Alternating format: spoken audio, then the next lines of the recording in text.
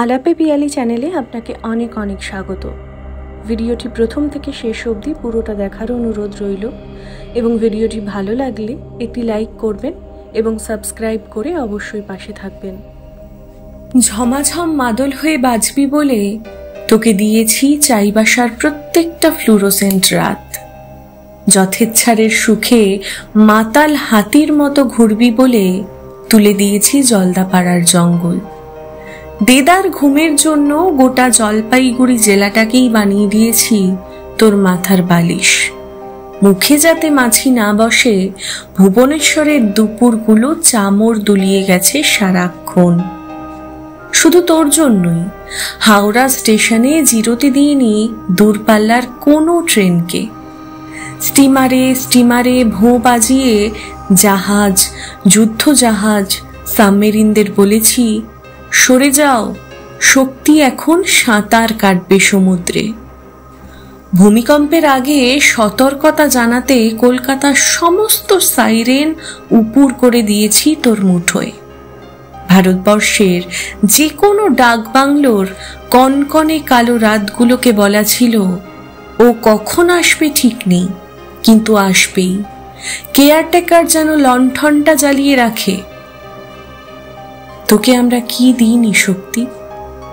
মঞ্চে সবার আগে তোর জন্য চেয়ার পেতে দিয়েছি, মাইকে সবার আগে তোর নাম, লিটল ম্যাগাজিনে সবার আগে তোর পদ্য, আড্ডায় সবার আগে তোর গান।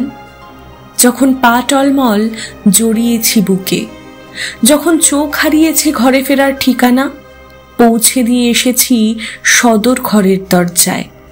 যখন উদ্ধত বলেছি শান্ত হ, যখন শান্ত বলেছি শোনা তোর শঙ্খস্বর, যখন স্বেচ্ছাচারী বলেছি তুই কিন্তু গৃহী, যখন গৃহস্থ এগিয়ে দিয়েছি ট্যুরিজমের ম্যাপ। তোকে আমরা কি দিইনি শক্তি? তুই নিখোঁজ। আমরা পাহাড়ে, মেঘে, জলস্তম্ভে বাজিয়ে দিয়েছি কারা না কারা, তুই বিপন্ন। আমরা প্রতিপক্ষের দিকে ঘুরিয়ে দিয়েছি কামান বন্দুকের মুখ, তুই পুরস্কৃত। আমরা ঝনঝনিয়ে উঠেছি রাগে। আমরা স্মৃতি অ্যালবামে সাজিয়ে রেখেছি তোর 100 রকমের ছবি। আমাদের দৈনন্দিন হাসি ঠাট্টা ভরাট হয়ে থাকতো তোর 200 রকমের দস্যিপনার গপ্পে। তুই কবিতা পড়বি, আকাশ ঝেঁটিয়ে জড়ো করেছি সমস্ত রঙের মেঘ।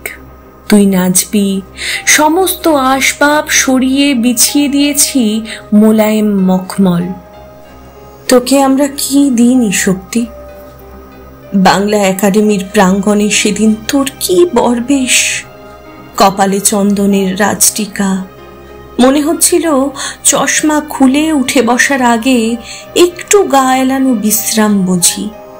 খানিক পরেই পড়বি শান্তিনিকেতনে লেখা নতুন কবিতা। তখনও ভাবছি চুল্লি ভয় পাবে আগুনকে, আগুন পড়ে নেবে শোকযাত্রীদের মুখরেখা।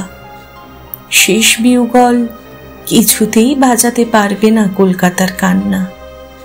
তখনও ভাবছি দৈব বাণীর মতো বলে উঠবি যেতে পারি, কিন্তু কেন যাব?